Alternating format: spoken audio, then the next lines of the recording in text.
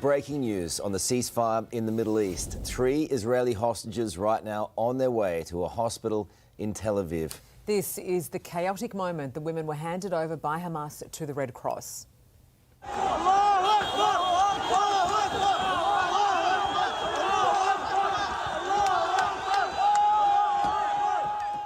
Their emotional mothers together watching video of their release while other family members celebrated.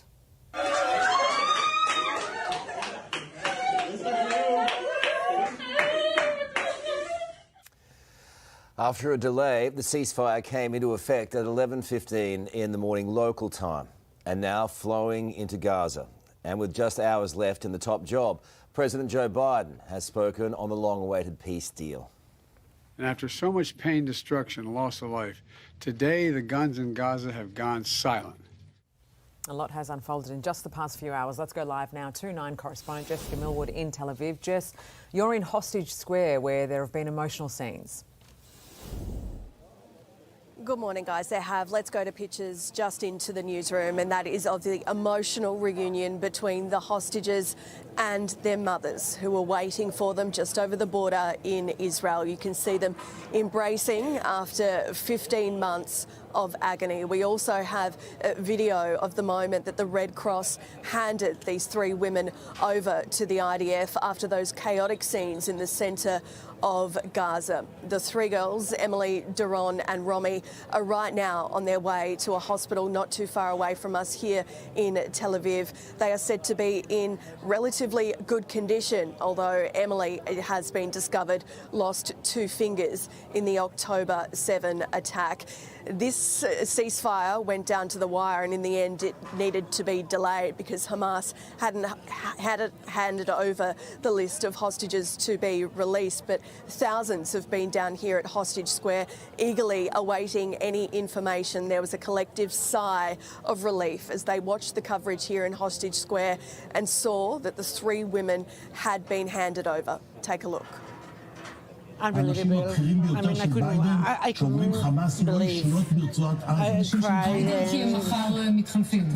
It's like heaven. I don't think the liberal people of this planet felt what we've been feeling today. Something between anxious and happy, enjoyment and upset and everything in between.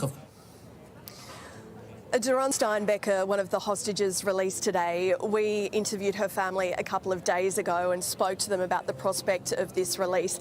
They were optimistic, but they were also scared to believe that today would actually come, and I've spoken to them in the past hour.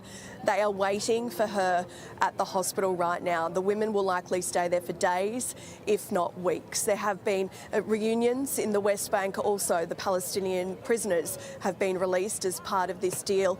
But the guns have fallen silent, as Joe Biden said, in Gaza as this ceasefire came into effect. The IDF troops have started withdrawing from the centre of the Strip, and that desperately needed aid is now flowing into Gaza tonight. Guys. There's a lot on there, isn't there? Thank you, Jess. Back home, scenes of ceasefire celebrations right across the country. In Melbourne, Palestinian activists and Gazan families gathering for a night of unity and reflection after 15 months of war. Across Sydney, thousands of people took to the streets expressing guarded relief as others celebrated with fireworks.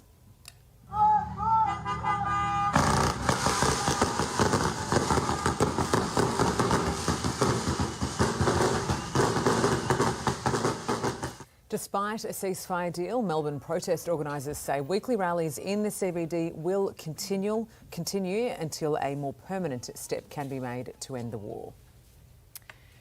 New South Wales Premier Chris Minns has vowed tough new hate speech laws could soon come into effect in the state.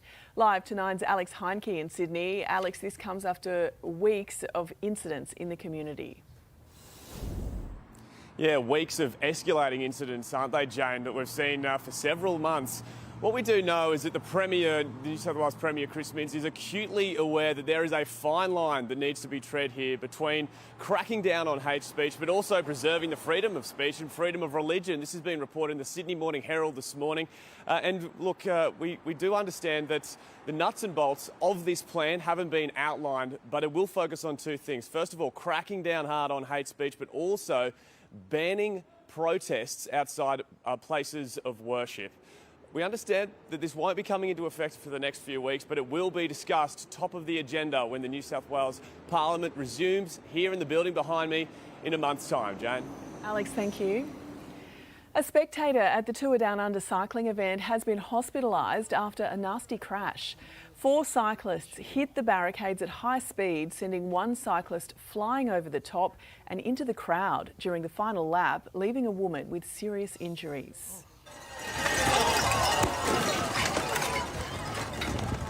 We would have been at about 60 k's an hour. One rider was unable to finish the race, while organisers say they are in contact with the injured spectator and her family to offer support. 2 teenagers have drowned at a popular swimming spot in Queensland. Their bodies found after a search and rescue operation. Live now to Today Queensland reporter Andrea Crothers. Andrea, what happened? Yeah, good morning, Jane. It's tragic, isn't it? These 2 17-year-olds, they're at Whopper Falls, that's near Yandina, inland of the Sunshine Coast. As you said, a popular tourist spot. The girl was on the waterfall when she slipped and fell into the water, failing to resurface. That is when the 17-year-old boy jumped in after her, he too failing to resurface. This triggers a major search and rescue operation. Police, divers involved all around 2:30 yesterday afternoon. Come 3:30, they recover the body of the teenage girl, and then 3 hours later, they also recover the body of that boy. Police are now preparing reports for the coroner for both teenagers. Whopper Falls this morning remains closed. Jane. Andrea, thank you. We have some breaking news now. A man has just been charged with murder after a fatal assault in Sydney's northwest. A 48-year-old was found unconscious with critical injuries in Ryde just after 5 o'clock yesterday afternoon and later died in hospital. The 34-year-old suspect spent the night behind bars after he was arrested in Lumia. Shocking new figures reveal almost 90 students are being kicked out of schools every day in Victoria as violent attacks and other unruly behaviour surge. News Corp reporting Mount Ridley College in Melbourne's north holds the most suspensions, with over 1,800 students from 2019 to 2023. Breaking news now from the United States, where TikTok says it is restoring services just 14 hours after a ban forced it to go offline, restricting 170 million users to the app. The company says it's thanks to President-elect Donald Trump assuring them there will be no penalties to service providers if the platform goes back online.